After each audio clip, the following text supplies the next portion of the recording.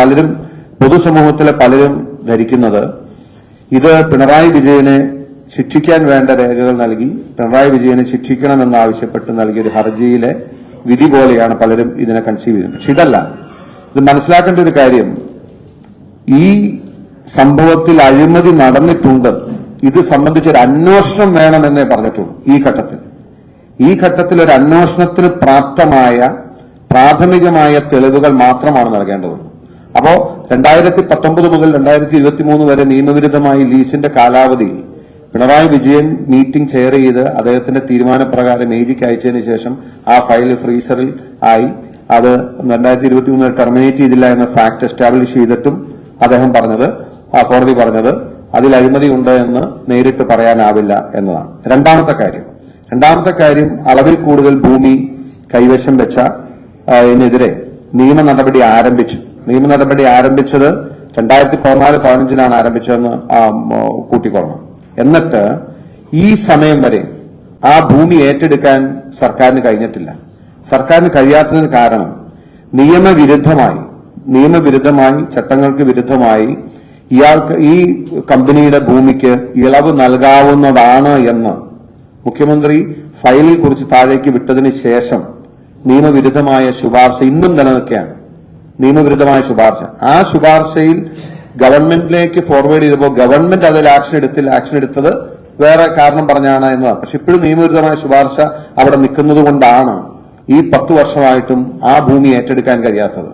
അതിൽ അഴിമതി ഉണ്ടോ എന്ന് അന്വേഷിക്കണം എന്ന് പറഞ്ഞതാണ് ശരിയല്ല. അതിൽ അഴിമതി ഉണ്ടോ ഇല്ലയോ എന്ന് പറയാൻ കഴിയും. മൂന്നാമത്തെ കാര്യം, ഈ തോട്ടപ്പള്ളിയിൽ നടന്ന ഖനനം, ആ ഖനനത്തിന്റെ ഡയറക്ട് ബെനിഫിഷ്യറി CMRL-ആയിരുന്നുവെന്നും CMRL-ന് വില കുറച്ച് ഇലിമിനേറ്റ് കിട്ടാൻ കഴിഞ്ഞ 2 വർഷം അതിന് സഹായമായി എന്ന് CMRL-ന്റെ തന്നെ കമ്പനിയുടെ ആനുവൽ റിപ്പോർട്ടിൽ അവിടേക്ക് വില കുറച്ച് ഇലിമിനേറ്റ് കിട്ടിയതുകൊണ്ട് ലാഭം കൂടുതലുണ്ടായെന്ന് അവരുടെ ആനുവൽ റിപ്പോർട്ടിൽ പറഞ്ഞിട്ടുണ്ട്.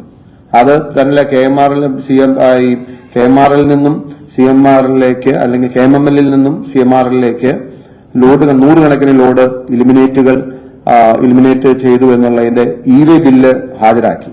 അപ്പോൾ അവിടെയാണ് അദ്ദേഹം പറഞ്ഞത്, I could not find even a single scrap of paper which supports this contention.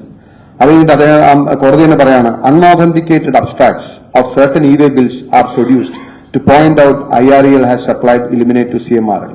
ശരിയാണ്, എനിക്ക് അൺഓതന്റിക്കേറ്റഡ് രേഖകൾ എനിക്ക് ഹാജരാക്കാൻ കഴിയൂ ഈ ഘട്ടത്തിൽ. അത് കോടതി അനുവദിച്ചിരുന്നെങ്കിൽ കോടതിക്ക് വിളിച്ചു വരുത്താം ആ രേഖ. ഞാൻ ഫോർജറി രേഖയാണ് കോടതി ഹാജരാക്കിയതെങ്കിൽ എനിക്കെതിരെ നിയമ നടപടി സ്വീകരിക്കാം. ഞാൻ ഇപ്പോഴും പറയുന്ന അൺഓതന്റിക്കേറ്റഡ് ആണ്, പക്ഷെ അത് സത്യമായ രേഖയാണ്. 100 കണക്കിന് ലോഡ് സപ്ലൈ IRL നിന്നും CMRL-ലേക്ക് നടന്നു എന്ന് പറയുമ്പോൾ അതെന്താണ്, അത് ഇലിമിനേറ്റ് ആണോ അല്ലയോ എന്നുള്ളത് തെളിവെടുക്കുന്ന ഘട്ടത്തിൽ മാത്രമേ എനിക്ക് തെളിയിക്കാൻ കഴിയൂ. അത് ഇപ്പോ പ്രാഥമികമായിട്ട് തെളിയിക്കാൻ കഴിയുന്ന ഇ-വേ ബിൽസ് പ്രൊഡ്യൂസ് ചെയ്യുക എന്നുള്ളതാണ്. ആ ഇ-വേ ബിൽസ് പ്രൊഡ്യൂസ് ചെയ്യുന്നു. അതിനെയാണ് നോ സ്ക്രാപ്പ് ഓഫ് പേപ്പർ എന്ന് അദ്ദേഹം പറഞ്ഞത്. പക്ഷെ അതിനുശേഷം അദ്ദേഹം അത് അങ്ങനെയാണെങ്കിൽ കൂടിയും ഈ ഇലിമിനേറ്റ് ആണെന്നുള്ളതിന് എന്താണ് അർത്ഥം? അതൊക്കെ തെളിവിൽ അല്ലെങ്കിൽ തെളിവെടുപ്പിന്റെ സമയത്ത് മാത്രം കോടതി നോക്കേണ്ടിയിരുന്ന കാര്യങ്ങളാണ്. പക്ഷെ അൺഫോർച്ചുനേറ്റ്ലി കോടതി ഒരു മെറിറ്റിൽ ഒരു ജഡ്ജ്മെന്റ് എഴുതുന്നത് പോലെയാണ് എഴുതിയത്. പിന്നെ വൺ ലാസ്റ്റ് തിങ് അദ്ദേഹം പറഞ്ഞു, ഈ അടിസ്ഥാനപരമായ കാര്യം, ഈ ഇന്ററിം സെറ്റിൽമെന്റ് ബോർഡിന്റെ റിപ്പോർട്ടിൽ പിണറായി വിജയൻ അടക്കം മറ്റ് നേതാക്കന്മാർക്കെതിരെയും പരാമർശമുണ്ടായിരുന്നു. എന്നാൽ ഹർജിക്കാരന് പിണറായി വിജയനെയും അല്ലെങ്കിൽ വീണ വിജയന്റെയും പേരിൽ മാത്രമാണ് പരാതി കൊടുത്തിട്ടുള്ളത്. അതുകൊണ്ട് അത് പൊളിറ്റിക്കലി മോട്ടിവേറ്റഡ് ആണ് എന്ന വാദം ബലപ്പെടുന്നു എന്നൊരു പരാമർശം അദ്ദേഹം നടത്തി. ഞാൻ 100% കൺവിക്ഷനോടുകൂടി പറയാൻ ആഗ്രഹിക്കുന്ന ഒരു കാര്യം, ഞാൻ എന്റെ കംപ്ലൈന്റ് കൂടി ഞാൻ കൊണ്ടുണ്ട്. കാരണം നിങ്ങൾക്ക് ആർക്കും പരിശോധിക്കാം. അതായത് ഞാനിപ്പോഴും പറയുന്നു, ആ ഇന്ററിം സെറ്റിൽമെന്റ് ബോർഡിന്റെ പരാമർശത്തിലുണ്ടായിരുന്ന പേരുകളുണ്ടായിരുന്ന പിണറായി വിജയനും കുഞ്ഞാലിക്കുട്ടിയും RC എന്ന് പറഞ്ഞ രമേശ് ചെന്നിത്തലയും അടക്കമുള്ളവരുടെ, അവർക്ക് ഉമ്മൻചാണ്ടി, OC എന്ന് പറഞ്ഞ ഉമ്മൻചാണ്ടി, അവരോട് എന്ത് സമീപനമാണോ ഞാൻ സ്വീകരിച്ചത്, സെയിം സമീപനമാണ് പിണറായി വിജയനോട് സ്വീകരിച്ചത്. കാരണം ആ പണത്തിലെ മുഖ്യ പങ്ക് പിണറായി വിജയനാണ് വാങ്ങിയത് എന്ന് ഇന്ററിം സെറ്റിൽമെന്റ് ബോർഡിൽ ഉണ്ടായിരുന്നു. പക്ഷെ ഞാൻ ആ പോർഷൻ വെച്ചിട്ടല്ല എന്റെ കേസ് ബിൽഡ് ചെയ്തത്. വീണ വിജയൻ വാങ്ങിയ പണത്തിന്റെ ബേസിലാണ് എന്റെ കേസ് ബിൽഡ് ചെയ്തത്. അതിന് കാരണം ഡയറി നോട്ടിങ്സിൽ ഉള്ളത് തെളിവായി കണക്കാക്കാൻ കഴിയില്ല എന്ന് ജെയിൻ ഹവാല കേസിൽ സുപ്രീം കോടതിയുടെ വിധിയുണ്ട്. ഇപ്പൊ പിണറായി വിജയന്റെ കാര്യം പറഞ്ഞാലും, കുഞ്ഞാലിക്കുട്ടിയുടെ കാര്യം പറഞ്ഞാലും, രമേശ് ചെന്നിത്തലയുടെ കാര്യം പറഞ്ഞാലും, ഉമ്മൻചാണ്ടിയുടെ കാര്യം പറഞ്ഞാലും ഡയറി നോട്ടിങ്സിലാണ് ആ പേര് വന്നത്. ഡയറി നോട്ടിങ്സിലുള്ള പേര് തെളിവായി സ്വീകരിക്കാൻ പാടില്ല എന്ന് സുപ്രീം കോടതിയുടെ ജഡ്ജ്മെന്റ് ഉണ്ട് എന്ന് അറിഞ്ഞിരിക്കെ ഞാൻ അല്ലെങ്കിൽ ഈ കംപ്ലൈന്റിൽ പിണറായി വിജയൻ പണം വാങ്ങിയതായി എനിക്ക് അലജിയായിരുന്നു. ഞാൻ പറഞ്ഞത് വീണ വിജയൻ വാങ്ങിയ പണം നോബഡി ക്യാൻ ഡിനൈ, ആരും ഡിനൈ ചെയ്തിട്ടില്ല. അത് അവരും ഡിനൈ ചെയ്തിട്ടില്ല, അത് വിജിലൻസും ഡിനൈ ചെയ്തിട്ടില്ല, ഈവൻ കോടതിയും ഡിനൈ ചെയ്തിട്ടില്ല. കാരണം അത് ബാങ്കിംഗ് ചാനലിൽ വാങ്ങിയ പണമാണ്. So I could only build my case on A solid basis. അതുകൊണ്ടാണ് വീണ വിജയന്റെ കേസ് പറയും മറ്റു കാര്യങ്ങൾ പരാമർശിക്കാതിരിക്കുക, അല്ലെങ്കിൽ പിണറായി വിജയൻ പണം വാങ്ങി എന്ന് പറഞ്ഞ ആ ലൈൻ മാത്രം എടുത്ത് എനിക്ക് വേണമെങ്കിൽ ആർഗ്യൂ ചെയ്യായിരുന്നു. ഞാനത് ബിൽഡ് ചെയ്യാതിരുന്നത്. അതുകൊണ്ട് വീണ വിജയൻ പണം വാങ്ങി എന്നുള്ള എസ്റ്റാബ്ലിഷ്ഡ് ആണ്. എന്താണെങ്കിലും ഞാൻ ഒരു കാര്യം കൂടി പറയാൻ ആഗ്രഹിക്കുന്നു. ഞാൻ ഈ കേസ് കൊടുത്തത് എനിക്ക് പിണറായി വിജയന്റെ കുടുംബത്തോട് എന്തെങ്കിലും വ്യക്തിവൈരാഗ്യം ഉണ്ടായിട്ടോ അവരെ ടാർഗറ്റ് ചെയ്ത് ടാർണിഷ് ചെയ്ത് അവരെ ഇത് ചെയ്യണമെന്നോ ഓർത്തിട്ടല്ല. ഞാൻ ഈ കേസിന് ഇറങ്ങിയത്, ഈ പോരാട്ടത്തിന് ഇറങ്ങിയത് ഈ പൊതുസമൂഹത്തിന് വേണ്ടിയിട്ടാണ്. നോ ഡൗട്ട് എനിക്ക് പണത്തിനോ പ്രശസ്തിക്കോ വേണ്ടിയിട്ട് ഞാൻ ഇറങ്ങിയതല്ല, ഒരു കോസ്. പക്ഷെ അൺഫോർച്ചുനേറ്റ്ലി ഇന്നത്തെ ദിവസമുള്ള അനുഭവം വെച്ചിട്ട് പറയുന്ന ഒരു കാര്യം, എന്നോട് ഇതിനു മുമ്പും വളരെ വിസ്ഡം അല്ലെങ്കിൽ വളരെ പരിണിതപ്രജ്ഞരായ നേതാക്കന്മാർ എന്നോട് സൂചിപ്പിച്ചിരുന്നു. എത്രയോ സത്യമാണ് ഞാൻ ഭരിക്കുക. അഴിമതിക്കാരനല്ലാതിരിക്കുക എന്നത് എളുപ്പമാണ്. You can be A fair person, you can be A gentle person. ഒരു നോൺ കറപ്റ്റായ അഴിമതിക്കാരനല്ലാത്ത ഒരു പൊതുപ്രവർത്തകനോ ഒരു ജനപ്രതിയോ ആയിരിക്കുക എന്ന് പറഞ്ഞാൽ എളുപ്പമാണ്. പക്ഷെ അഴിമതിക്കെതിരെ ഫൈറ്റ് ചെയ്യുക എന്ന് പറഞ്ഞാൽ it's a very very hard task, Herculean task ആണ്. You will face several impediments. അതാണ് ഇപ്പൊ നമ്മുടെ അനുഭവത്തിൽ വരുന്നത്. ഞാൻ ഇന്നലത്തെ ദിവസം I was waiting for the whole day. ഇന്നലത്തെ ദിവസം ഞാൻ പ്രതികരിക്കുന്നില്ല എന്ന് നിങ്ങളോട് പറഞ്ഞതിന്റെ കാരണം അതാണ്. ഇന്നലത്തെ ദിവസം എന്റെ ഒരു ക്രൂസിഫിക്കേഷനാണ് യഥാർത്ഥം നടന്നത്. ഇന്നലെ എല്ലാവരും പറയാം, കാരണം ഞാനത് കേൾക്കാനും ബാധ്യസ്ഥനാണ്. കാരണം ഞാൻ പറഞ്ഞ കാര്യങ്ങൾ ഒരു നീതിന്യായ കോടതിയുടെ മുമ്പിൽ പരിശോധിച്ചപ്പോൾ അതിന് വേണ്ടത്ര തെളിവുകളില്ല എന്നൊരു കോടതി പറയുമ്പോൾ ഡെഫിനറ്റ്ലി എനിക്കെതിരായി പറയാവുന്ന എല്ലാം പറയട്ടെ എന്ന് ഞാൻ വിചാരിച്ചു.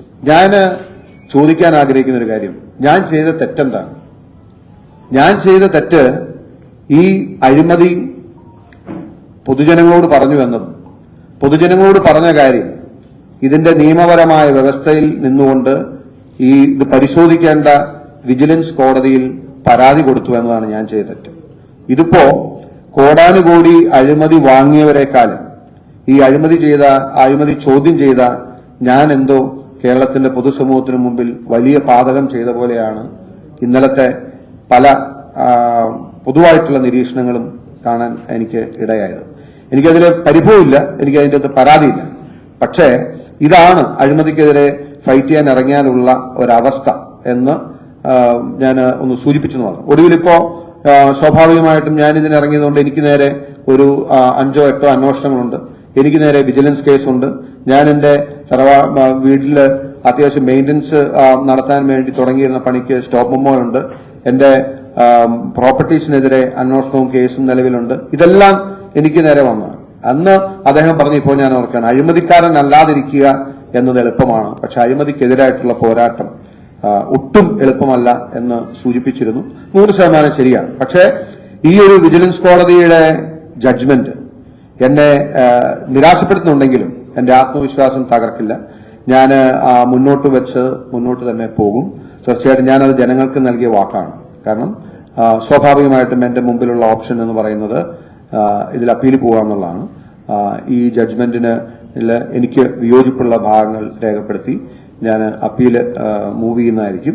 ഇനി രണ്ടാമതൊരു കാര്യം, പലരും ഇന്നലെ പറഞ്ഞു വിജിലൻസില് കേസ് കൊടുത്തത് ഒരു സ്ട്രാറ്റജിക് ആയിട്ടുള്ള മിസ്റ്റേക്ക് ആയിപ്പോയി, വിജിലൻസിൽ കേസ് കൊടുക്കരുതായിരുന്നു എന്നുള്ള ഒപ്പീനിയൻ പലരും പറഞ്ഞതായി കണ്ടു. പക്ഷേ ഒരു കാര്യം ഞാൻ പറയുന്നു, 100% ഈ മാസപ്പടി എന്ന് പറയുന്ന സംഭവം ഇത് അഴിമതിയാണ്. ഇത് കോർപ്പറേറ്റോ കമ്പനി ലോയോ മറ്റു കാര്യങ്ങളൊന്നുമല്ല. ഇത് പരിശോധിച്ച ഞാൻ മാത്രമല്ല, ഇത് പരിശോധിച്ച ക്വാസി ജുഡീഷ്യൽ ഫോറംസ് എല്ലാവരും ഒപ്പൈൻ ചെയ്തിട്ടുണ്ട്. ഇതിന് ഉൾപ്പെട്ടിട്ടുള്ള കറപ്ഷൻ പരിശോധിക്കേണ്ടതാണ്. കറപ്ഷൻ പരിശോധിക്കുന്നുണ്ടെങ്കിൽ അഴിമതി നിരോധന നിയമപ്രകാരമുള്ള പരാതിയിന്മേലല്ലാതെ കറപ്ഷൻ ആംഗിൾ കൊണ്ടുവരാൻ കഴിയില്ല. ഇപ്പൊ വീണ വിജയന്റെയോ എക്സാലോജിക്കിന്റെയോ കമ്പനിയുടെ പിന്നാലെ അല്ല നമ്മൾ, അവരുടെ പിന്നാലെ. ഇതിന്റെ അകത്ത് കറപ്ഷൻ എന്ന് പറയുന്നത് മുഖ്യമന്ത്രി അടക്കം ഇൻവോൾവ് ചെയ്തതാണ്. ആ കറപ്ഷൻ ചലഞ്ച് ചെയ്യണമെന്നുണ്ടെങ്കിൽ വിജിലൻസ് പരാതിയും വിജിലൻസ് കോടതിയുമാണ്. അതില്ലാതെ ഈവൻ സുപ്രീം കോടതി വരെ നിങ്ങൾക്ക് പോകാൻ കഴിയില്ല, നേരിട്ട് ഹൈക്കോടതി പോകാൻ കഴിയില്ല, മറ്റൊരു ഫോറവും നേരിട്ട് അഡ്രസ് ചെയ്യാൻ പറ്റുന്ന ഫോറംസ് ഇല്ല. അതുകൊണ്ടാണ് വിജിലൻസിൽ പരാതി, പിണറായി വിജയന്റെ കീഴിലുള്ള വിജിലൻസിന് പരാതി കൊടുത്താൽ എന്തായിരിക്കും എന്താണെന്ന് അറിയാൻ പാടില്ലാത്ത ആളല്ല ഞാൻ. പിന്നെ രണ്ടാമതൊരു കാര്യം കൂടി പറഞ്ഞു, എന്തുകൊണ്ടാണ് ഇടയ്ക്ക് വെച്ച് വിജിലൻസ് അന്വേഷണം വേണ്ട, കോടതിയുടെ അന്വേഷണം മതി എന്ന് പറഞ്ഞാൽ കാരണം, വിജിലൻസിലേക്ക് ഫോർവേഡ് ചെയ്താൽ അടുത്ത 2 വർഷക്കാലം വിജിലൻസ് ഫോർ റിപ്പോർട്ട് എന്ന് പറഞ്ഞ് ആ കേസ് 2 വർഷം മുമ്പോട്ട് കൊണ്ടുപോകാൻ പ്രയാസമില്ല. അതുകൊണ്ട് മാത്രമല്ല, മെറ്റീരിയൽ എവിഡൻസ് ധാരാളം എന്റെ കയ്യിൽ ഉള്ളതുകൊണ്ടാണ് ഞാൻ നേരിട്ട് പ്രോസിക്യൂട്ട് ചെയ്യാൻ വേണ്ടിയിട്ട് കോടതിയോട് ചോദിച്ചത്. അതല്ലാണ്ട് ഒരു മറ്റ് നിലപാട് മാറ്റമോ മറ്റു കാര്യങ്ങളൊന്നും ആയിരുന്നില്ല. എന്റെ പക്കലുണ്ടായിരുന്ന ഏകദേശം 28ഓളം ഡോക്യുമെന്റ്സ് ഞാൻ കോടതിയിൽ ഹാജരാക്കി. യഥാർത്ഥത്തിൽ നമ്മുടെ ഒരു സംവിധാനത്തിൽ അത്രയും ഇന്റേണൽ ആയിട്ടുള്ള ഡോക്യുമെന്റ്സ് പ്രൊക്യൂർ ചെയ്യാന്നുള്ളത് പോലും എളുപ്പമല്ല. അത്രയും ഡോക്യുമെന്റ്സ് പ്രൊഡ്യൂസ് ചെയ്തിട്ടും വീണ വിജയൻ പണം വാങ്ങി എന്നുള്ളത് എല്ലാവരും അഡ്മിറ്റ് ചെയ്തിട്ടും മുഖ്യമന്ത്രിയുടെ വകുപ്പിലല്ലാതെ 3 വട്ടം ഒരു കമ്പനിക്ക് വേണ്ടി മാത്രം മുഖ്യമന്ത്രി ഇടപെടൽ നടത്തി അവർക്ക് ഫേവറായിട്ടുള്ള പൊസിഷൻ ഉണ്ടാക്കിയിട്ടും ഇതിൽ അഴിമതിയുണ്ടോ എന്ന് അന്വേഷിക്കണമെന്നേ പറഞ്ഞു. ഇതിന്റെ പേരിൽ ശിക്ഷിക്കണമെന്നല്ല, പിണറായി വിജയൻ ശിക്ഷിക്കണമെന്നല്ല പറഞ്ഞു. ഒരു അന്വേഷണത്തിന് പോലും ഉള്ള സാധ്യതയില്ല എന്ന് എഴുതിയ വിധിയോടാണ് എനിക്ക് വിയോജിപ്പ്. ഇനി നിങ്ങളുടെ സ്വാഭാവികമായിട്ടും നിങ്ങൾക്ക് ചോദിക്കാം, നിങ്ങളുടെ ചോദ്യങ്ങൾക്കുള്ള മറുപടി തരാം. പ്രതിപക്ഷ നേതാവിന് പോലും താല്പര്യമുണ്ടായിരുന്നില്ല, പക്ഷെ അത് മറികടന്നാണ് അങ്ങ് വിവരങ്ങൾ വരുന്നത്. അപ്പൊ പാർട്ടിക്ക് താല്പര്യം ഒരു വഴിയും അങ്ങയുടെ താല്പര്യം മറ്റൊരു വഴിയും അങ്ങനെ പോയിരുന്നു. ഇല്ല, ഞാൻ കേസ് കൊടുക്കുന്നതിന് മുമ്പ് പ്രതിപക്ഷ നേതാവിനോട് അനുമതി ചോദിക്കുകയും അദ്ദേഹത്തിന്റെ അനുമതി വാങ്ങിയതിനു ശേഷമാണ് ഞാൻ KPC പ്രസിഡന്റിന്റെയും പ്രതിപക്ഷ നേതാവിന്റെയും അനുമതി വാങ്ങിയതിനു ശേഷമാണ് കേസ് ഫയൽ ചെയ്തത്.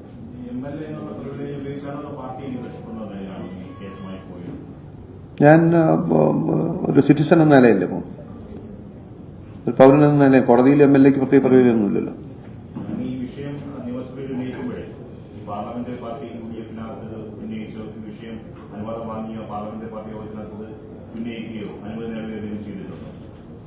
ഇല്ല, വിഷയം ഉന്നയിക്കുന്നതിന് മുമ്പ് പാർലമെന്ററി പാർട്ടിയിൽ ഇത് ചർച്ച വന്നിട്ടുണ്ടായിരുന്നില്ല. അതെ, സ്വാഭാവികം. അങ്ങനെ വിഷയങ്ങൾ നിയമസഭയിൽ ഉന്നയിക്കുന്നതിന് എല്ലാ വിഷയവും പാർലമെന്ററി പാർട്ടി ചർച്ച ചെയ്തിട്ടല്ല വരാറ്.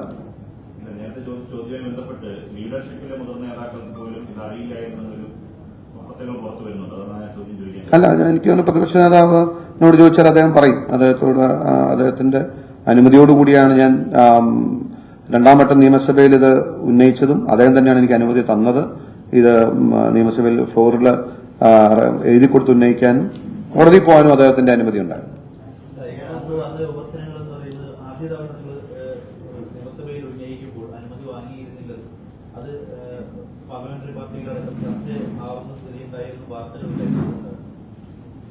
അല്ല, അങ്ങനെ ആരും ഒഫീഷ്യലി എന്നോട് പറഞ്ഞിട്ടില്ല. അന്നിങ്ങനെ അന്തരീക്ഷത്തിലുണ്ടായിരുന്നു. നിയമസഭയിൽ ഞാൻ ആദ്യം ഉന്നയിക്കുമ്പോൾ ഞാൻ ഈ കാര്യം പാർലമെന്ററി പാർട്ടി ചർച്ച ചെയ്തിരുന്നില്ല എന്നുള്ളത് ശരിയാണ്. മുഖ്യമന്ത്രിയും കുടുംബത്തിനെയും മനഃപൂർവ്വം വേട്ടയാടാനാണ് താങ്കൾ ശ്രമിക്കുന്നതെന്നാണ് ഇടതുമുന്നണി കൺവീനർ പറഞ്ഞിരിക്കുന്നത്. എനിക്ക് മുഖ്യമന്ത്രിയോടും കുടുംബത്തോടും വ്യക്തിപരമായിട്ട് അങ്ങനെ ഒരു എതിർപ്പോ അല്ലെങ്കിൽ വൈരാഗ്യമോ അല്ലെങ്കിൽ പ്രത്യേകിച്ച് ദേഷ്യമൊന്നുമില്ല. ഞാൻ ഒരു പ്രതിപക്ഷ MLA എന്ന നിലയിലുള്ള എന്റെ ഉത്തരവാദിത്വം നിറവേറ്റുന്നതിന്റെ ഭാഗമായിട്ടാണ് ഈ അഴിമതിക്കെതിരെ പോരാടാൻ ഇറങ്ങിയത്.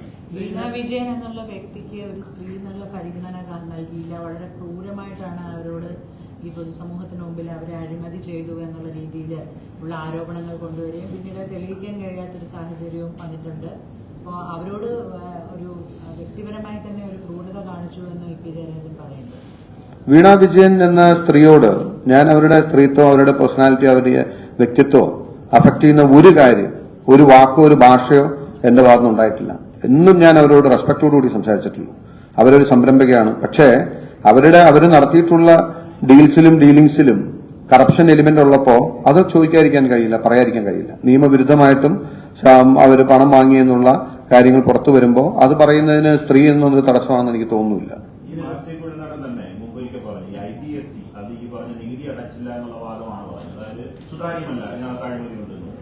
അന്ന് ഈ IGST അടച്ചിട്ടുണ്ട് എന്ന വിവരം പുറത്തു വന്നാൽ താൻ ഈ പറഞ്ഞ കാര്യം തെറ്റാണെങ്കിൽ മാപ്പ് ചോദിക്കും പരസ്യമായി എന്ന് കണ്ടിപ്പെടുന്നത് മുമ്പ് പറഞ്ഞു ഓർമ്മയുണ്ട്. ഇനിയെങ്കിലും മാപ്പ് ചോദിച്ചൂടെ? ഞാൻ പറഞ്ഞു, നിങ്ങൾ 1,72,00,000 രൂപയ്ക്ക് IGST അടച്ചതിന്റെ രേഖ കാണിച്ചാൽ ഞാൻ പറയാം. ഞാൻ ഇന്നും പറയല്ലേ, ഇന്നും ഞാൻ പറയാണ്, ആ എൻടയർ എമൗണ്ടിന് വീണ വിജയൻ ടാക്സ് അടച്ചിട്ടില്ല. No doubt, I stick to my position. ആ മുഴുവൻ പണത്തിനും ടാക്സ് അടച്ച രേഖ CPM സംസ്ഥാന സെക്രട്ടേറിയറ്റ് കൊണ്ടുവന്നാൽ ഐ വിൽ അപ്പോളജൈസ്. പുറത്തു വന്ന ഏത് രേഖ? മിനിസ്റ്റർ പറഞ്ഞ കേട്ടില്ലേ?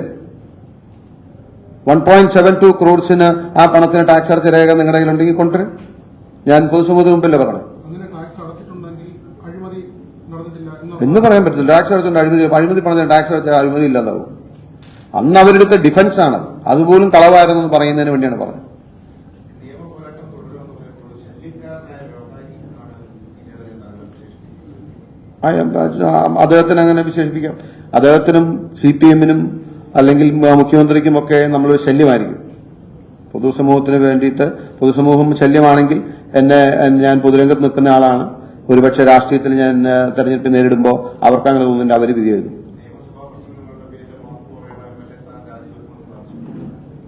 ഇല്ല, ഇപ്പൊ നിയമസഭയിൽ പ്രസംഗിച്ച് ഈ കാര്യത്തിൽ ഞാൻ പറഞ്ഞു, എന്റെ ബോധ്യത്തില് ഒരു മാറ്റവും ഇപ്പോഴും വന്നിട്ടില്ല. ഒരു വിജിലൻസ് കോടതി വിധി കൊണ്ട്, ഈ കോടതിയുടെ വിധി കൊണ്ട് ഇത് അൾട്ടിമേറ്റ് ആണെന്നും അന്തിമമാണെന്നും ഇതുകൊണ്ടെല്ലാം തീർന്നുവെന്നും കൺക്ലൂഡ് ചെയ്യാൻ സമയമായിട്ടില്ല എന്നുള്ളതാണ് എന്റെ ഒരു വ്യൂ. ഈ ഡയറി നോട്ട്സ് തെളിവാക്കാൻ കഴിയില്ല, അതുകൊണ്ട് മറ്റാളുകൾക്കെതിരെ പരാതിയില്ലെന്ന് താങ്കൾ നേരത്തെ പറഞ്ഞു. പക്ഷേ താങ്കളുടെ കേസിന്റെ മെറിറ്റ് എന്ന് പറയുന്നത് CMRL-ഉം എക്സാലോജിക്കും തമ്മിലുണ്ടാക്കിയ കരാർ പ്രകാരം അവർക്ക് കൊടുത്ത പണം അഴിമതിയാണ് എന്നുള്ളതാണ് താങ്കളുടെ ആരോപണം. അതിനകത്ത് എവിടെയാണ് പിണറായി വിജയൻ കടന്നു വരുന്നത്? പിണറായി വിജയൻ പണം വാങ്ങിയത് ഈ ഡയറി നോട്ട് പ്രകാരമുള്ള PV പോലും താനല്ല എന്ന് നിഷേധിച്ചിരിക്കുകയാണ് പിണറായി വിജയൻ. ഇതിനകത്ത് താങ്കളുടെ അത് ആ ഡയറി നോട്ട് അവിടെ നിൽക്കട്ടെ എങ്കിൽ പോലും ഈ നിങ്ങൾ ഈ പറയുന്ന കരാർ പ്രകാരം പിണറായി വിജയൻ അഴിമതി നടത്തിയെന്ന് തെളിയിക്കാൻ ഉള്ള എന്ത് രേഖയാണ് കോടതിയിൽ കൊടുക്കാത്തതായിട്ട് മാധ്യമങ്ങളിൽ നാട്ടിലെ കൈയ്യിൽ? അല്ല, ഞാൻ പറഞ്ഞില്ലേ, CMRL-ന് വേണ്ടിയിട്ട് പിണറായി വിജയൻ നേരിട്ട് ഇടപെടൽ നടത്തിയ 3 ഇൻസ്റ്റൻസ് ആണ് ഞാൻ പറഞ്ഞത്. അതില് വ്യക്തത കുറവില്ലല്ലോ. അപ്പൊ അത് ആ സമയത്ത് പിണറായി വിജയന്റെ മകൾ ഈ കമ്പനിയിൽ നിന്നും കോടിക്കണക്കിന് രൂപ കൈപ്പറ്റിക്കൊണ്ടിരിക്കുകയാണ്. ഇതാണ് മാസപ്പടി എന്ന് പറയുന്ന കേസ്. അത് പിണറായി വിജയന്റെ മകൾ എന്നുള്ള രീതിയിലല്ലല്ലോ അവര് പണം വന്നത്, അവരൊരു സംരംഭകയാണ്. അതെ, അപ്പൊ ഒരു സേവനവും നൽകാതെ ഒരാൾക്ക് കോടാനുകോടി രൂപ കൊടുക്കുമ്പോൾ അയാളുടെ അച്ഛൻ മുഖ്യമന്ത്രിയായിരിക്കുകയും അതേ കമ്പനിക്ക് വേണ്ടി വഴിവിട്ട ഇടപെടൽ നടത്തുകയും ചെയ്യുമ്പോൾ അതിന്റെ അകത്ത് അഴിമതി ഉണ്ടോ എന്ന് അന്വേഷിക്കണമെന്നേ പറഞ്ഞോളൂ. ഈ വാദത്തിനോടാണ് കോടതി പറയുന്നത് ഇത് തെളിയിക്കുന്ന ഒരു സ്ക്രാപ്പ് ഓഫ് പേപ്പർ പോലും കൊടുക്കാൻ കഴിയില്ല. അല്ല, ഇത് തെളിയിക്കണമെങ്കിൽ ഞാൻ ഒരു ഇൻവെസ്റ്റിഗേറ്റിംഗ് ഏജൻസി അല്ല. ഇത് അന്വേഷിച്ചാലാണ് ഇത് പ്രഥമ ദൃഷ്ട്യ അല്ലെങ്കിൽ ഞാൻ കേരളത്തിലെ സാമാന്യ ജനം മുഴുവൻ വിശ്വസിക്കുന്ന ഒരു കാര്യമാണ് കോടതിക്ക് ബോധ്യമില്ലാതെന്ന്. ഒരു സാമാന്യ ജനം, അതായത് വീണ വിജയൻ പണം വാങ്ങിയെന്ന കാര്യത്തിൽ ആർക്കും സംശയമില്ലല്ലോ. വീണ വിജയന്റെ അച്ഛൻ മുഖ്യമന്ത്രിയാണെന്നുള്ള കാര്യം സംശയമില്ലല്ലോ. ഈ മുഖ്യമന്ത്രി CMRL-ന് വേണ്ടി ഈ 3 ഘട്ടങ്ങളിലും ഇടപെട്ട് ഈ രേഖയല്ല എന്ന് പറയാൻ കഴിയില്ലല്ലോ. പക്ഷെ അത് അഴിമതിയാണോ അല്ലയോ എന്ന് പരിശോധിക്കാൻ പോലും പാടില്ല.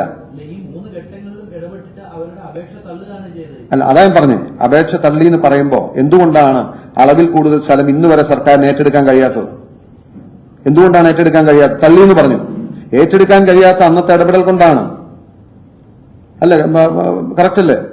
എന്തുകൊണ്ടാണ് 4 വർഷക്കാലം ലീസ് ടെർമിനേറ്റ് ചെയ്യാതിരുന്നത്? മുഖ്യമന്ത്രി ഇടപെടൽ കൊണ്ടാണ്. അതിൽ അഴിമതി ഉണ്ടോ ഇല്ലോ എന്ന് അന്വേഷിക്കുന്ന വലിയ തെറ്റാണ്. മുഖ്യമന്ത്രിയുടെ ഇടപെടൽ എന്ന് പറയുമ്പോൾ അതിനെക്കുറിച്ചും കോടതി കൃത്യമായിട്ട് പറയുന്നുണ്ട്. അതിനകത്ത് പരിഗണനയ്ക്ക് എന്ന് എഴുതിയിരിക്കുന്നു എന്നാണ് അതിനെ നോട്ട് ചെയ്തിരിക്കുന്നത്. അത് ഏതൊരു അപേക്ഷയിലും സ്വീകരിക്കുന്ന സാധാരണ നടപടി മാത്രമാണ് എന്നാണ് കോടതി കണ്ടെത്തിയിരിക്കുന്നത്. അല്ല, അത് പരിഗണിക്കുന്നു എന്ന് മാത്രമല്ല, മുഖ്യമന്ത്രി ഇതിനു വേണ്ടി മീറ്റിംഗ് വിളിച്ച് ചെയർ ചെയ്ത് ആ മീറ്റിംഗിന്റെ ഡിസിഷൻ നമ്പർ 7 പ്രകാരമാണ് തീരുമാനമെടുത്തത്. അതുമാത്രമല്ല, ഇനി എഴുതിയെന്ന് പറഞ്ഞു. ഞാൻ ജസ്റ്റ് ഇപ്പൊ കോടതിക്ക് അറിയില്ലായിരിക്കും, പക്ഷേ ഇന്ന് കേരളത്തിലെ ഒരുപക്ഷെ ഒന്നല്ലെങ്കിൽ സഖാക്കന്മാർക്ക്, ബ്രാഞ്ച് സെക്രട്ടറിമാർക്ക്, ലോക്കൽ സെക്രട്ടറിമാർക്ക് അറിയാൻ കഴിയില്ല. ഏരിയ സെക്രട്ടറി മുതൽ മുകളിലുള്ളവർക്ക് അറിയാം. ഒന്ന് ആലോചിച്ച് നോക്കണം. ഒരു എത്ര ജെനുവിൻ കാര്യമായിട്ട് പിണറായി വിജയന്റെ അടുത്ത് ഒരു പരാതി കൊടുത്ത് അദ്ദേഹം അതേക്കുറിച്ച് ഒരു കമ്പനിയുടെ സ്വകാര്യ താല്പര്യത്തിന് വേണ്ടിയിട്ട് താഴത്തേക്ക് അദ്ദേഹം നേരിട്ട് കുറിച്ചയക്കണം എന്നുണ്ടെങ്കിലുള്ള പ്രയാസം എന്താണെന്ന് CPM MLA മാർക്കോ ഏരിയ സെക്രട്ടറിമാർക്കും മുകളിലുള്ള ജില്ലാ സെക്രട്ടറിമാർക്കും അറിയായിരിക്കും. കോടതിക്ക് ചിലപ്പോൾ അറിയില്ലായിരിക്കും. ആ പിണറായി വിജയൻ ഈ കമ്പനിക്ക് വേണ്ടി മാത്രം മൂന്ന് വട്ടം പറയുന്ന ഈ പാർട്ടിക്കകത്ത് നിൽക്കുന്നവർക്കെങ്കിലും എന്തുമാത്രം താല്പര്യവും എന്തുമാത്രം സ്വാധീനവും അതിനകത്തുണ്ടായിരുന്നു മനസ്സിലാവും. പിണറായി വിജയൻ നേരിട്ട് എഴുതിയിരിക്കുന്നതല്ല, അവരുടെ കണ്ടാൽ അറിയാം അതൊരു സീലാണ്, സീൽ വെച്ചിരിക്കുന്നതാണ്, ടൈപ്പ് ചെയ്ത് സീലാണ്, അടക്കമുള്ളത് സീലാണ്. താങ്കൾ കഴിഞ്ഞ ദിവസം തന്ന രേഖയിൽ അടക്കമുള്ളത് അല്ല ഞാൻ പറയുന്നത് റുട്ടീൻ പ്രോസസിന്റെ ഭാഗമായി ചെയ്തു പോയിരിക്കുന്നതാണ്. അല്ലല്ല, അങ്ങനെ റുട്ടീൻ പ്രോസസ്സിന്റെ ഭാഗമല്ല സുഹൃത്തെ. ഒരു വിഷയത്തില് തന്റെ വകുപ്പിൽപ്പെടാത്ത ഒരു കാര്യത്തിൽ ഒരു മീറ്റിംഗ് വിളിച്ച് ആ തീരുമാനം റിവ്യൂ ചെയ്യുക എന്ന് പറഞ്ഞാൽ അത് റുട്ടീൻ പ്രോസസ് അല്ല. പക്ഷേ മുഖ്യമന്ത്രി എന്നുള്ള രീതിയിൽ ഏത് വകുപ്പുമായി ബന്ധപ്പെട്ടിട്ടുള്ള ഒരു കാര്യത്തിലും ഒരു റിവ്യൂ മീറ്റിംഗ് വിളിക്കാനോ അല്ലെങ്കിൽ അതിനൊരു തീരുമാനം എടുക്കുന്നതിനെ കുറിച്ച് അഭിപ്രായം രേഖപ്പെടുത്താനോ അധികാരമില്ല. ഉണ്ട്, തീർച്ചയായിട്ടും മുഖ്യമന്ത്രിക്ക് നിയമവിരുദ്ധമാണെന്ന് പറയാൻ പറ്റില്ല. പക്ഷേ ആ ഒരു കമ്പനിക്ക് വേണ്ടി 3 ഇൻസ്റ്റൻസിൽ വകുപ്പല്ലാഞ്ഞിട്ടും മുഖ്യമന്ത്രി ഇടപെടുകയും ആ സമയത്ത് മുഖ്യമന്ത്രിയുടെ മകൾക്ക് ഈ കമ്പനിയെ കോടാനുകോടി രൂപ കൊടുത്തുകൊണ്ടിരിക്കുകയും ചെയ്യുക എന്ന് പറയുമ്പോൾ അതിലൊരു അഴിമതി ഉണ്ടോ എന്ന് അന്വേഷിക്കണം എന്ന് പറഞ്ഞത് അത്ര വലിയ തെറ്റാണോ എന്ന് ഞാൻ ചോദിക്കുന്നു. കഴിഞ്ഞ ദിവസം മാത്യു പറഞ്ഞത് ഒരു അഭിഭാഷകനായ തനിക്ക് ഒരു കേസ് ഫ്രെയിം ചെയ്യുന്ന സമയത്ത് അതിന്റെ ഗ്രൗണ്ട് എങ്ങനെയാണ്, അതിന്റെ ഡോക്യുമെന്റ് എങ്ങനെയാണ് സമർപ്പിക്കുന്നതിനൊക്കെ നന്നായിട്ട് അറിയാമെന്ന്. അപ്പൊ മുഖ്യമന്ത്രി ഇങ്ങനെ അഴിമതി നടത്തി, മുഖ്യമന്ത്രിയുടെ മകൾ അഴിമതി നടത്തി, മുഖ്യമന്ത്രിയുടെ മരുമകൻ മന്ത്രി അഴിമതി നടത്തി, ടൂറിസം വകുപ്പിലേക്ക് പ്രോജക്ട് മാറ്റി എന്നൊക്കെ കഴിഞ്ഞ തവണ മാത്യു തന്നെ പറഞ്ഞതാണ്. അതിന്റെ രേഖകളൊക്കെ തന്നു. ഈ ഒരു അഭിഭാഷകൻ കൂടിയായ താങ്കൾക്ക് ഈ പറയുന്ന പൊതുസമൂഹത്തിന് മനസ്സിലായി കേസുകൾ എല്ലാം ശരിയാണ്, മുഖ്യമന്ത്രിയുടെ മകൾ അഴിമതി നടത്തി, മുഖ്യമന്ത്രിയുടെ മകൾ വീണ വിജയൻ എല്ലാം സംശയമൊക്കെ വരും. പക്ഷെ ഈ മാത്യു പറയുന്ന കാര്യങ്ങൾ കോടതിക്ക് അത് അത്ര ജെന്യുവനായിട്ട് തോന്നാത്തത്, അതെന്താ തോന്നുന്ന കാര്യം? അല്ല, കോടതിയുടെ റീസൺ എഴുതിയിട്ടുണ്ടല്ലോ. കോടതി ഇതിപ്പോ ഈ ഇതിന്റെ അഴിമതി ഉണ്ട് എന്ന് ഈ ഘട്ടത്തിൽ പ്രഥമ ദൃഷ്ടിയ ഉള്ള കേസ് എസ്റ്റാബ്ലിഷ് ചെയ്താൽ മതി. ഇതൊരു ഒരു മെറിറ്റിലെ ഫൈനൽ ജഡ്ജ്മെന്റിന് വേണ്ടി പോയതല്ല. പക്ഷേ court has taken a different view. പക്ഷെ കഴിഞ്ഞ പത്രസമ്മേളനത്തിൽ താങ്കൾ തന്നെ പറഞ്ഞത് ഈ രേഖകളൊക്കെ കോടതി പരിശോധിച്ചുകൊണ്ടിരിക്കുകയാണല്ലോ. അങ്ങനെ തന്നെയാണ്. കോടതിയിൽ നിന്ന് അനുകൂല വിധി ഉണ്ടാകുമെന്ന് ഞാൻ പ്രതീക്ഷിച്ചിരുന്നു, അനുകൂലമായ വിധി ഞാൻ പ്രതീക്ഷിച്ചിരുന്നു. അതുകൊണ്ടാണ് ഞാൻ താങ്കൾ പറയുന്ന അങ്ങനെ വിധി പ്രതീക്ഷിച്ചല്ല പോയതെന്നാണ്. അല്ലല്ല, അങ്ങനെയല്ല പറഞ്ഞു. വിധി നിരാശാജനകമാണെന്നും അപ്രതീക്ഷിതമാണെന്നും ഞാൻ പറഞ്ഞു.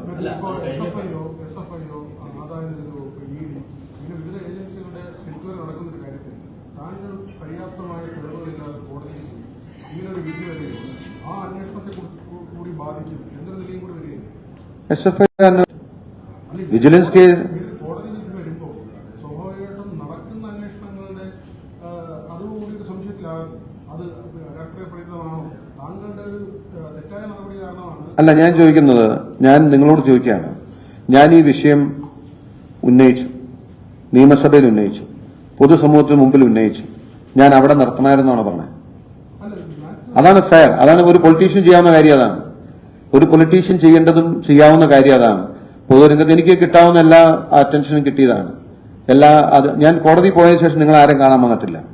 കോടതി പോയതിനു ശേഷം ഞാൻ നിങ്ങളെ കാണേണ്ട വന്നത് വേണ്ടത്ര തെളിവുകൾ കോടതിയിൽ ഹാജരാക്കിയില്ല. നിങ്ങൾ വാർത്തയും ഇതും ആദ്യത്തെ വട്ടം രണ്ടാമത്തെ വട്ടം ഞാൻ കണ്ടില്ല. പിന്നെ ഞാൻ വാർത്താസമ്മേളനം നടത്തിയിട്ടില്ല. ഞാൻ അന്ന് പറഞ്ഞു കോടതിയിൽ പോയാൽ ഇനി ഞാൻ വാർത്താസമ്മേളനത്തിന് ഇല്ല എന്ന് പറഞ്ഞു. സ്വാഭാവികമായിട്ടും എനിക്ക് കിട്ടാവുന്ന എല്ലാ അറ്റൻഷനും കിട്ടിക്കഴിഞ്ഞാണ് എനിക്ക് വേണമെങ്കിൽ അവിടെ നിർത്തായിരുന്നു. അവിടെ നിർത്തിയെങ്കിൽ എനിക്കൊരു ദോഷം സംഭവിക്കില്ലായിരുന്നു. പക്ഷേ ഞാൻ വിശ്വസിക്കുന്നത് നമ്മൾ ജനങ്ങളോട് പറഞ്ഞ കാര്യത്തിൽ നമുക്ക് ബോധ്യമുണ്ട്, നമ്മൾ സത്യസന്ധമാണ്, ഫെയർ ആണെന്നുണ്ടെങ്കിൽ you should take the lead. Pinarayi വിജയനെതിരെ ഒരു പരാതി കൊടുക്കാൻ മറ്റാരും മുമ്പോട്ട് വരാത്തപ്പോഴാണ് കൊടുത്തത്. ഇതിനിപ്പോ വിജിലൻസ് കോടതി ഇത് ചില സ്റ്റെപ്പുകൾ പോലും പിടിച്ചു. കാരണം ആദ്യം ആവശ്യപ്പെടുന്നത് വിജിലൻസിന്റെ അന്വേഷണമാണ്, ടീമിന്റെ അന്വേഷണം. അത് സംസ്ഥാന സർക്കാരിന് കീഴിലുള്ള ഏജൻസിയാണ്.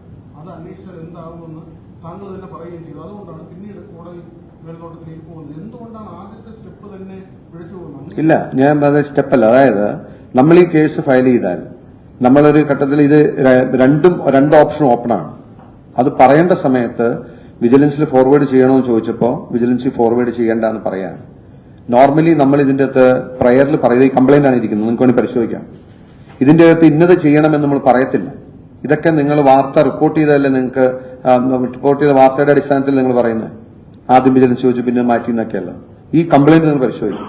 രണ്ട് ഓപ്ഷനും ഈക്വലി ഓപ്പൺ ആണ്. അതിന്റെ ഏത് വേണമെന്ന് കോടതി ചോദിച്ചപ്പോൾ വിജിലൻസിലെ അയക്കേണ്ടെന്ന് പറഞ്ഞതാണ്. അല്ലാണ്ട് നിലപാട് മാറ്റിയത്. നോർമലി എല്ലാ വിജിലൻസ് പരാതിയിലും സ്വാഭാവികമായിട്ട് ആവശ്യപ്പെടുന്നത് വിജിലൻസിന് ഫോർവേഡ് ചെയ്യണം എന്നുള്ളതാണ്. അതാണ് എക്സ്പെക്ട് ചെയ്യുന്നത്. അതിനു വേണ്ടിയിട്ടാണ് കോടതി പോയെന്നുള്ള പ്രശംസയിൽ നിന്നും വാർത്ത റിപ്പോർട്ട് ചെയ്തുകൊണ്ട് വന്ന ഒരു കൺഫ്യൂഷനാണ്. സിപിഎമ്മിന് വേണ്ടി ഒത്തുകളിച്ചു എന്നാണ് ഇപ്പോൾ ബിജെപിയുടെ ആരോപണം. ഓക്കെ, അവർക്ക് അവരുടെ പൊളിറ്റിക്കൽ ആരോപണം അവർക്ക് ഉയർത്താലോ. താങ്കളുടെ പാർട്ടിയിലെ നേതാക്കളോടായിട്ട് തന്നെ സംസാരിക്കുമ്പോൾ അവരടക്കം പറയുന്നത് ഈ ഒരു കോടതിയിലേക്ക് പോയി ഉള്ള ഒരു നടപടി തെറ്റായിരുന്നു, അത് കുറെ കൂടി ആരോപണമായി നിർത്തുകയായിരുന്നെങ്കിൽ രാഷ്ട്രീയ നേട്ടം അതായിരുന്നു എന്നുള്ളതാണ് താങ്കളുടെ അടക്കം പാർട്ടിയിലെ നേതാക്കളുമായി സംസാരിക്കുമ്പോൾ അവരടക്കം അഭിപ്രായം പറയുന്നത്. എന്നോടാരും അങ്ങനെ പറഞ്ഞില്ല. ചിലപ്പോൾ അങ്ങനെ ഒപ്പീനിയൻ ഉള്ളവരുണ്ടാവും. ഈ സ്വർണ്ണക്കടത്ത് പോലെ ഈ പുകമറയിൽ ഇങ്ങനെ നിർത്തി കൊണ്ടുപോകാൻ പറ്റുന്ന ഒരു സാധനത്തെ അടുത്ത നിയമസഭാ തെരഞ്ഞെടുപ്പിൽ കൊണ്ടുപോകാൻ കഴിയുന്ന ഒരു സാധനമായിരുന്നു. അതിനെ ഇങ്ങനെ കൊണ്ടുവന്ന് കോടതിയിൽ കൊണ്ടുവന്ന് കലമിട്ട് ഉടച്ചു എന്നാണ് കോൺഗ്രസിന്റെ ലീഡർഷിപ്പിലെ മുതിർന്ന നേതാക്കൾ പറയുന്നത്. തെറ്റായിപ്പോയോ? വിഷമമാണ്. ഇല്ല, എനിക്ക് ഞാൻ ചെയ്ത കാര്യത്തിൽ എനിക്ക് ബോധ്യമുള്ളതുകൊണ്ട് ഞാൻ ഇതാണ്. പക്ഷെ കോടതി വിധി ഞാൻ പറഞ്ഞല്ലോ, പ്രതീക്ഷിച്ചല്ല, സ്വാഭാവികമായിട്ട് ഇത് വന്നു. I will take it forward. കഥയിൽ ചോദ്യമില്ല എന്നാണ് പറയുന്നത്. അപ്പം ഈ ലോജിക്കില്ലാത്ത കഥകളിൽ നമുക്ക് ചോദ്യം ചോദിച്ചാൽ അർത്ഥമില്ല. എന്നാലും ഈ രാഷ്ട്രീയ പ്രേരിതമായ ഒരു രീതിയാണ് പരാതിക്കാരൻ ആവലേക്കാരന്റെ മോട്ടീവ് രാഷ്ട്രീയ പ്രേരിതമാണ് എന്ന് കോടതി പറയുന്നത്. യഥാർത്ഥത്തിൽ അക്ഷരാർത്ഥത്തിൽ താങ്കളുടെ അഭിഭാഷകൻ എന്നുള്ള നിലയിലുള്ള അത് താങ്കളുടെ ക്രെഡിബിലിറ്റിയെ ബാധിക്കുന്ന മാത്രമല്ല, UDFന്റെ ഒരു ആക്രമിക്കാൻ ഉപയോഗിക്കുന്ന സാധനത്തെ കൊണ്ട് കളഞ്ഞില്ല. അല്ല, ഞാൻ പറഞ്ഞു നിങ്ങൾക്ക് അത് എങ്ങനെ വേണമെങ്കിലും കാണാം. ഒരു പക്ഷേ കോടതി പോവാതെ ഇരുന്ന് ഇങ്ങനെ പുകമറ സൃഷ്ടിച്ച് നിർത്തുന്നതായിരുന്നു നല്ലത് എന്ന് വേണമെങ്കിൽ ഒരു പൊളിറ്റിക്കൽ വ്യൂ ആവും. എന്റെ വ്യൂ അതല്ല. That's not my approach. My approach is fair and straight. ഞാൻ പറഞ്ഞ കാര്യം ഇനിയാണെങ്കിലും ഉണ്ട്. ഞാൻ പറഞ്ഞിട്ടുള്ള കാര്യം ഉണ്ടെങ്കിൽ ഞാൻ അതിന്റെ ഫോളോ അപ്പ് ആയിട്ട് ഞാനത് ചെയ്യുന്നുണ്ടാവും. റൈറ്റ് ഓർ റോങ്, ഈ രാജ്യത്തെ നിയമവ്യവസ്ഥയിൽ ഞാൻ അന്ന് ആദ്യമേ പോകുന്നതിന് മുമ്പേ പറഞ്ഞിരുന്നു, ഒരു പൗരൻ എന്ന നിലയിൽ ഈ രാജ്യത്തുള്ള നിയമവ്യവസ്ഥയിൽ നിന്ന് അകത്ത് നിന്നുകൊണ്ട് എക്സ്പ്ലോർ ചെയ്യുക, ഈ പോരാട്ടം എന്തുമാത്രം മുന്നോട്ട് കൊണ്ടുപോകാൻ പറ്റുമോ അത്രയും ഞാൻ മുന്നോട്ട് കൊണ്ടുപോകും. ഞാൻ ജനങ്ങൾക്ക് കൊടുത്ത വാക്കാണ്. ഈ കോടതി ഈ 3 കാര്യങ്ങളിൽ തെളിവുകൾ ഹാജരാക്കി അത് കോടതി അംഗീകരിക്കാതെ പോയത് നിരാശയാണ്. അപ്പോൾ ഈ 3 കാര്യങ്ങളും കോടതി തള്ളിയത് എന്തുകൊണ്ട് എന്നുള്ളത് കോടതി വിശദീകരിക്കുന്നുണ്ട്. അപ്പോൾ അത് ലീഗലി നോക്കുകയാണെങ്കിൽ താങ്കൾക്ക് അപ്പീൽ പോകാനുള്ള ഗ്രൗണ്ടിനെ ശക്തിപ്പെടുത്തുന്നതാണോ? What's your legal opinion? അല്ല, അപ്പീൽ പോകണം എന്നുള്ളതാണ് ഞങ്ങളുടെ ഒരു ഇനീഷ്യലി. താങ്കൾ അപ്പീലിന് പോകുന്നു എന്നുള്ളതല്ല, വിജിലൻസ് കോടതിയുടെ ഈ തരത്തിലുള്ള ഒരു നിലപാടും ആ നിലപാടെടുക്കാൻ കോടതി ചൂണ്ടിക്കാണിച്ച കാര്യങ്ങൾ താങ്കൾക്ക് ഹൈക്കോടതിയെ സമീപിക്കാൻ ലീഗലി കൂടുതൽ ശക്തി പകരുന്നുണ്ടോ എന്നുള്ളതാണ്. അല്ല, ഞങ്ങളുടെ വ്യൂ അതാണല്ലോ. ഞങ്ങളുടെ ഒരു പ്രിലിമിനറി ഒരു അസസ്മെന്റിൽ this judgement need to be challenged എന്നുള്ളതാണ്. So will take it forward. Judgement പരിശോധിച്ച് അങ്ങനെ കൊടുക്കാൻ ഉണ്ട്, നീടുണ്ട് ഹൈക്കോടതിയെ സമീപിക്കാൻ. Yeah. എപ്പോഴൊക്കെയാണത് ഹൈക്കോടതിയെ സമീപിക്കാൻ എന്ന് തീരുമാനിച്ചിട്ടുണ്ടോ? ഇല്ല, അതിന് പ്രിപ്പയർ ചെയ്ത് സമീപിക്കുന്നുണ്ടോ, അല്ലെങ്കിൽ ഇതിന്റെ ക്ഷീണം മാറിയിട്ട് അടുത്ത അങ്ങനെയാണ്? സ്വാഭാവികമായിട്ടും സമയമെടുക്കില്ല. വക്കീലെ, ഇപ്പം കോടതി തോറ്റ സ്ഥിതിക്ക് ഇന്നിപ്പോ പുതിയ എന്തെങ്കിലും രേഖകൾ വെട്ടി കാണിക്കാറുണ്ടോ? ഇല്ല, ഇന്നില്ല. വരുമ്പോ സമയം വരുമ്പോ ഉണ്ടാവും. അല്ല, ഈ ഹർജിക്കകത്ത് താങ്കൾ പറഞ്ഞതായിട്ടൊരു കാര്യം കോടതി നോട്ട് ചെയ്തിരിക്കുന്നത് 2018 ഇന്നത്തെ ദിവസം നിങ്ങൾക്ക് എന്നെ എത്ര വേണമെങ്കിലും പരിഹസിക്കാം. I am open for that, no problem.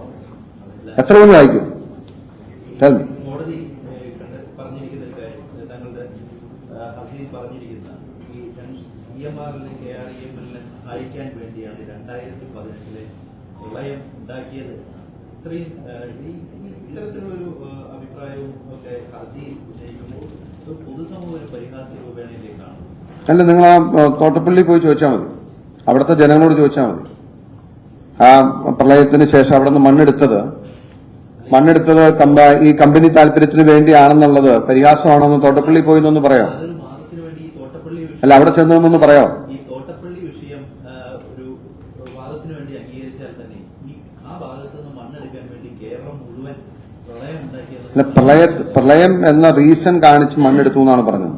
അതാണ് അതിന്റെ സത്യം. അല്ല, അത് തന്നെ ചോദിക്കുന്നത്. പക്ഷെ താങ്കളുടെ ഹർജിയിൽ പറയുന്നത് അതിനുവേണ്ടി പ്രളയം മനുഷ്യനിർമ്മിത പ്രളയം ഉണ്ടാക്കിയെന്നാണ്. അങ്ങനെയല്ല, പ്രളയം എന്ന ഒരു അവസരമാക്കി ഒന്നുകൂടി വായിച്ചു നോക്കാം, മനസ്സിലാവും. അങ്ങനെ വിധി വന്നതിന് ശേഷം കഴിഞ്ഞ ദിവസം വാർത്താ സമ്മേളനം നടത്തിയ മാത്യു പറഞ്ഞത് ഈ കർത്തയ്ക്ക് പുതിയ പ്രോജക്ട് ഉണ്ടാക്കാൻ വേണ്ടി നൽകിയ ആനുകൂല്യം PV അൻവറിന് പോലും കൊടുത്തില്ല എന്നതായിരുന്നു പറഞ്ഞത്. ഇന്നലെ ഒരു അൻവറിന്റെ ഫേസ്ബുക്ക് പോസ്റ്റ് ശ്രദ്ധയിൽപ്പെട്ടിട്ടുണ്ട്. അങ്ങനെയുള്ള ഒരു സഹപ്രവർത്തകൻ നിയമസഭയിൽ ഒരുമിച്ചിരിക്കുന്ന ആൾ ഒരു പലഹാരത്തിന്റെ പടമൊക്കെ റിയാസ് തമ്പി എന്നൊക്കെ പറഞ്ഞിട്ടാണ് ഇട്ടിരിക്കുന്നത്. അതിൽ എന്തെങ്കിലും പ്രതികരണമുണ്ടോ? ഇല്ല. I accept all that. അത് അവർക്ക് ഇന്നലത്തെ ദിവസം എന്തും ആവാം, ഇന്നത്തെ ദിവസം നിങ്ങൾക്കും ആവാം. That's it. ഈ വിജിലൻസ് കോടതിയുടെ വിധിയുമായിട്ട് CPM ഇനി കേന്ദ്ര ഏജൻസികളുടെ അന്വേഷണത്തിന് കോടതികളിൽ പോകാനുള്ള സാധ്യത കാണുന്നുണ്ടോ? അല്ല, അവർക്ക് വേണമെങ്കിൽ കോട്ട് ചെയ്യാം. അവർ ഹൈക്കോടതിയിൽ പോയതാണല്ലോ. അങ്ങനെ ഒരു അവസരം ഉണ്ടായിക്കോട്ടെ. അല്ല, അവർ ഹൈക്കോടതിയിൽ പോയതാണല്ലോ. ഈ വേറൊരു ചോദ്യമുണ്ട് ഈ പാർട്ടിയുമായി ബന്ധപ്പെട്ടാണ്. അങ്ങ് ഈ ഉപയോഗിച്ചതെല്ലാം വലിയ തരത്തിൽ മാധ്യമ ശ്രദ്ധ നേടുന്നതിനുള്ള ശ്രമം അങ്ങ് നടത്തിയെന്നുള്ള ആരോപണമാണ്. അതായത് മുഖ്യമന്ത്രി പ്രതിസ്ഥാനത്ത് നിന്ന് മറുഭാഗത്തിരിക്കുന്ന ആൾ മാത്യു കൊടനാടെന്ന പ്രതീത് പാർട്ടികൾക്ക് സൃഷ്ടിക്കാനുള്ള ശ്രമം ബോധപൂർവ്വം മാത്യു കൊടനാട് നടത്തിയെന്നും നിർണായകമായ ചില പദവിയിൽ മാത്യു കൊടനാട് ലക്ഷ്യം വെച്ചുവെന്നും സംഘടന ജനറൽ സെക്രട്ടറി ആകാൻ വർക്കിംഗ് പ്രസിഡന്റ് ആകാൻ ഒരു ഘട്ടത്തിൽ ശ്രമിച്ചു, KPCC ട്രഷറർ ആവാൻ ഒരു ഘട്ടത്തിൽ ശ്രമിച്ചു. അടുത്ത് വലിയൊരു പദവിയിലേക്ക് മാത്യു കൊടനാട് കണ്ണുവയ്ക്കുന്നു എന്നുള്ള ആരോപണമുണ്ട്. അത് ശ്രദ്ധയപ്പെട്ടിട്ടുണ്ട്. അങ്ങനെ രാഷ്ട്രീയത്തിൽ നിന്ന് ഒരു ദിവസം കൊണ്ടൊന്നും ആർക്കും വളർന്നു വരാൻ പറ്റില്ല. It will take time. സമയമെടുത്തായിരുന്നാൽ നടക്കും. അല്ല, ഇതൊക്കെ ഇതിനൊക്കെ എന്റേതായ സമയമുണ്ട് ദാസാന്ന് പറഞ്ഞ മാതിരി വെയിറ്റ് ആൻഡ് സീ. ഒരു വ്യക്തിപരമായ ചോദ്യം. Yes. ഈ അങ്ങയുടെ കുറിച്ച് കുറച്ച് വ്യക്തിപരമായ കോൺഷ്യസ് ആയതുകൊണ്ടാണ് അങ്ങ് ഈ സുപ്രീം കോടതിയിലേക്ക് വാദിക്കുന്ന പ്രമുഖനായ ഒരു അഭിഭാഷകനാണ്. ഇല്ല, അങ്ങനെയൊന്നും പറയണ്ട. പ്രൊഫൈൽ തന്നെ ഉണ്ട്. ഇല്ലില്ല. അപ്പൊ ഈ ഒരു കേസ് തോറ്റുപോയത് തോറ്റമ്പിയത് കാരണം അങ്ങയുടെ പ്രൊഫഷൻ എന്തെങ്കിലും ബാധിക്കും? ഇല്ല. ഇപ്പൊ ഞാൻ നടത്തിയ കേസുകൾ എത്രയോ കേസ് ജയിച്ചിരിക്കുന്നു, എത്രയോ തോറ്റിരിക്കുന്നു. അങ്ങനെയാണെങ്കിൽ അഭിഭാഷകർ ഈ രാജ്യത്ത് ഏതെങ്കിലും ആർക്കും കേസ് നടത്താൻ പറ്റും? പ്രധാനപ്പെട്ട രണ്ട് case I don't want to bring my profession into this. Sorry, I am not for that. I don't want to canvass on that. Social media Mathew, ഒരു വാർത്ത വരുന്നത് ഇപ്പൊ KPCC പ്രസിഡന്റ് സ്ഥാനത്തേക്ക് പരിഗണിക്കുന്ന പേരുകളിലേക്ക് മാത്യുവിന്റെ പേര് വരുന്നത് ശ്രദ്ധയിൽപ്പെട്ടിട്ടുണ്ടോ? അതൊക്കെ ചുമ്മാ വെറുതെ അനാവശ്യമായ കാര്യങ്ങൾ വെറുതെ നമ്മൾ സമയം മെനക്കെടുത്തേണ്ട കാര്യമില്ല. Anything more?